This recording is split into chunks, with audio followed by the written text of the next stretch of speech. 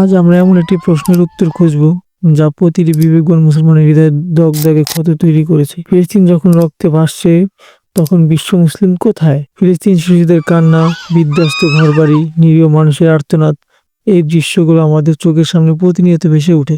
অথচ বিশ্ব মুসলিম রাষ্ট্রগুলোর অধিকাংশই নীরব। কেন?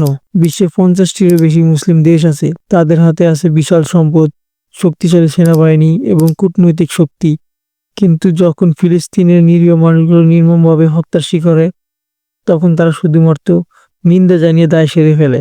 অনেক মুসলিম দেশ নিজেদের স্বার্থকে প্রাধান্য দেয়, পশ্চিমা শক্তির সাথে কৌশলগত সম্পর্ক রাখতে চায়, তারা ফিলিস্তিনের পাশে দাঁড়ানোর সৎ সাহস দেখায় না।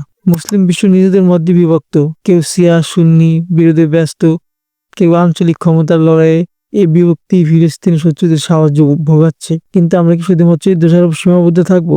আমাদের কি কিছু করার নেই? অবশ্যই আছে। প্রথমত সচেতনতা তৈরি করতে হবে। আমরা সোশ্যাল মিডিয়ায় ফিলিস্তিনের বাস্তব চিত্র তুলে ধরতে পারি। অর্থনৈতিক যেসব কোম্পানি ফিলিস্তিনের দুশ্মনের অর্থায়ন করে সেগুলোকে বয়কট করা জরুরি।